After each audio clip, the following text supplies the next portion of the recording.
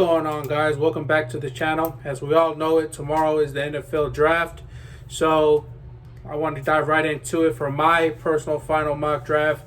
On this draft, I'm going to be going over what I would do if I was a GM, what I think. Well, it's going to be a mixture between what I would do and what I believe the Cowboys will do. So let's just dive right into it, man. But right before I get into it, man, I just want to kind of get my thoughts on the first round, man. I do believe, I don't know, I'm getting this feeling that the Cowboys are going to go defense in the first round, man. And the only reason for that being is because I just feel like the way the board's going to fall, I don't believe there's going to be enough offensive players that the Cowboys would want that will be there. I think all the linemen that they would want, like guard or tackle that they would want, I think they're all going to be taken off. I believe the tight end may be taken off, which I don't think the Cowboys should grab. But even at that, I don't think he will be there. I don't think Bijan Robinson would be there. The only I think for the Cowboys to take somebody like offensively, like running back, lineman, or something like that, somebody has to fall. Now, that doesn't mean that they won't fall. Somebody can fall. That means JSN could possibly fall. Say Flowers could possibly fall. Bijan could possibly fall. And as you can already see, every player that I'm mentioning is offensive people. So I think the only way Cowboys take somebody from the offense, if somebody happens to fall, like Darnell Wright, so on and so forth. Somebody in that nature is going to have to fall in order for the Cowboys to go offense in the first round. So that's why I believe the Cowboys go defense in the first round. On top of that, I think that once they go defense, I think they're going to, talking about taking defense, I think that they're going to go based off like what they always base it off, which is the best player available, which is going to end up being a defensive player. So with that being said, man, let's dive right into it. So in the first round with the 26th pick, I have the Cowboys taking Kalijah Kancey, man. And I've just been doing a lot of homework on him, man, and I know a lot of people are going to say, well, man, it's because of his size, I wouldn't take him. But, man, hey, man, you can't necessarily say it's because of his size, because now I'm not trying to compare him to Aaron Donald, but that just goes to show you that there's people around the similar size that can have a big, very impactful presence in the NFL. I mean, he's damn near identical. Like, I'm talking about, like, same height. I think he's like a inch bigger. The weight's there, probably off by a couple of pounds or so. Arm length, everything is pretty much identical to Aaron Donald, man. And I'm not trying to compare him to Aaron Donald by any means, but all I'm saying is that his size shouldn't matter, man. His height should not be a factor, man. I look at production, man. On film, he does not play like he's small, man. He takes up a lot of field. He gets up there. He has a great pass rush. He can stop the run. He can do it all, man. I think if Jalen Carter was not in the draft, he would be your number one defensive tackle, point blank period for me, man. I just think that you can find plenty of big boys and as a defensive tackle, but where's their production, man? It's not there like his. He plays a lot bigger than what his size is, man. And I think for that reason, man, I think he's the best player available. He's a top selection for his position, and I believe that's why Cowboys go best player available, Kalijah Kancey, man. Now with the second pick, I have the Cowboys taking Warren McClendon out of Georgia. He's was an offensive tackle, but I think the Cowboys don't put him as defensive tackle. I think that they could try him out. Maybe they can see how he does to see who's better, if him and Tyler Smith. And like I always said in my last video, man, I don't predict that Tyrone Smith is going to make it a full season.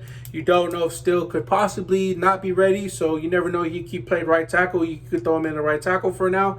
But I want to see how he develops, man. I want to see how he is at tackle, because if he's not, you can always throw him at guard, man. He could be your starting guard.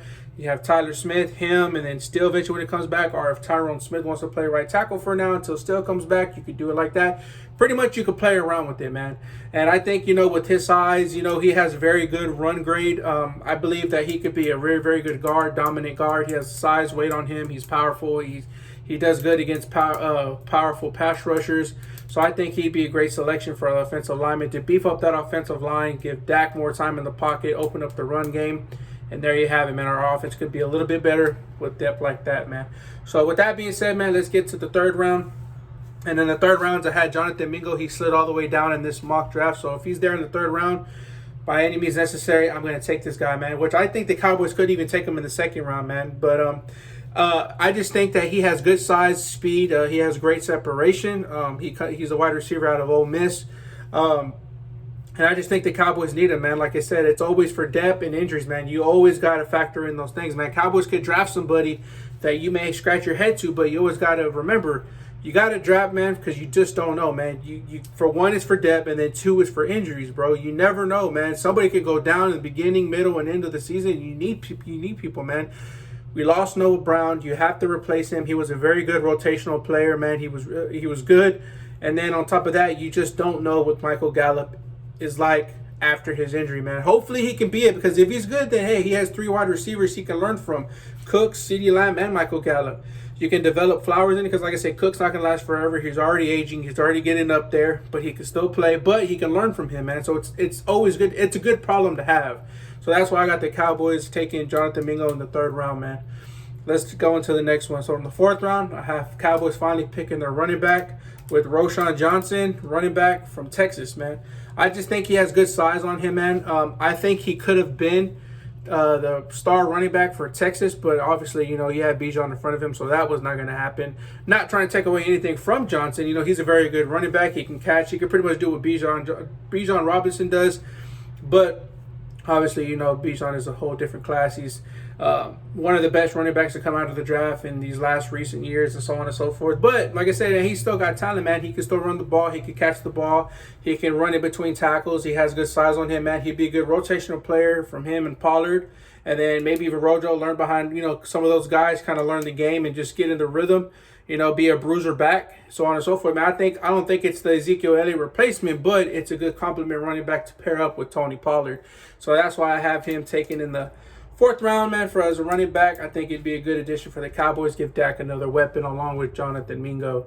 So with that being said, man, let's get to the 5th round. With the 5th round, I have them taking Chandler Zavala. He slid all the way down to the 5th round. He's the offensive guard from NC State. I think he's a good raw talent, man. I think that the Cowboys could work it with him, get more out of him. I think he has all the size and all the strength and everything you could need. I just think you have to tweak his technique a little bit, man. Kind of get him to understand how to position himself better, so on and so forth. And I think he could develop into being something great. Maybe left, right guard, maybe possible Zach Martin replacement way down the line. Or it could be our left guard. You just don't know, man. I always want depth, man. I'd rather have people, because I don't believe Josh Ball is our guy. We lost the other guy. He's Isaac. He went to the defensive side of the ball. So we need depth, man. I want to have guys that I can play around with, see if he's good here, good there. He's good here. Let's switch him here, and there. It's a good problem to have. You always want to have depth, because like I said, man, you just don't know with injuries, man. Anything can happen, and I want that depth. That's why I have them taking Zavala in the 5th round from NC State, the offensive guard. And with that being said, let's get right into the 6th round pick. In the 6th round, I have them taking Nick Herbig from Edge, Wisconsin. I think that he could be a good linebacker / edge or defensive end on the opposite side of Michael Parsons.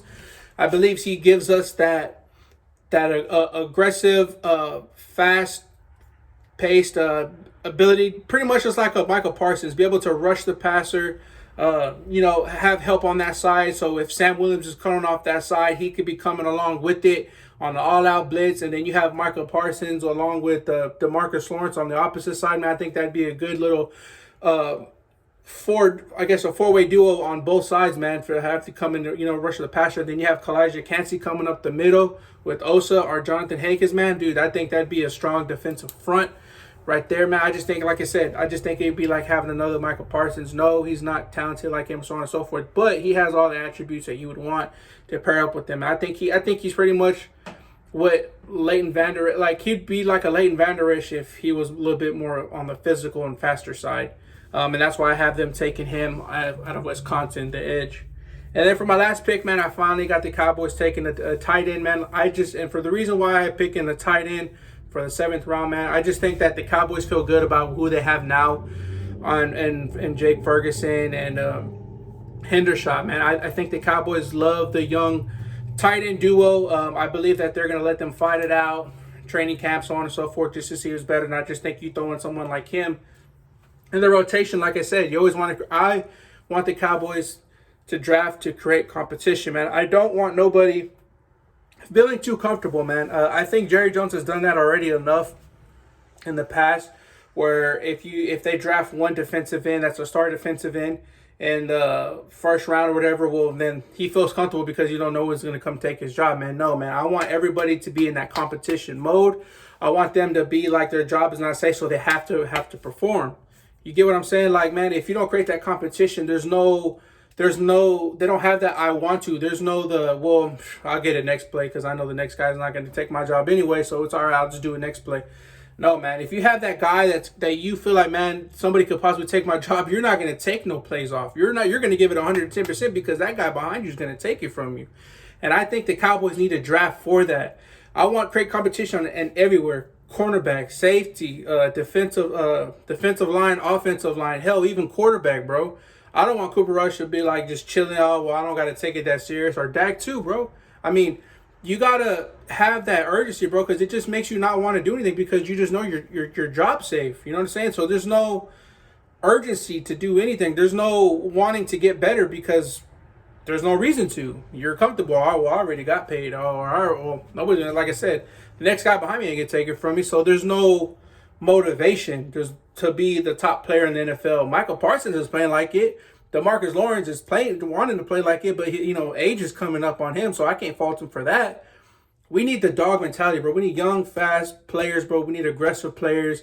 The league is moving to a very, very more I guess it's moving towards having more speed in the NFL. So you need more speedy guys on your defense, so that way you can answer to those other offenses that produce those fast wide receivers like Philly, and so on and so forth, man. So that's been my quick mock draft, man. My 7-round mock draft, man. I'm very excited for the Cowboys tomorrow, bro. I hope they just grab the best player available. I hope there's no reach in it. I hope they're not getting a player that they could have gotten the second round in the first round, bro. But then again, I trust in Will McClay, man. I trust in Dan Quinn. And hopefully the Cowboys make the right choice, guys. Well, that's been my time, guys.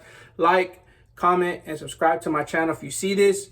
Let me know what you think about my 7-round mock draft. I feel very good about at least my first pick, the Kalijah Kancey, defensive tackle, man. I think he'd be a dog for us, man. Once again, thank you for watching my channel. Out.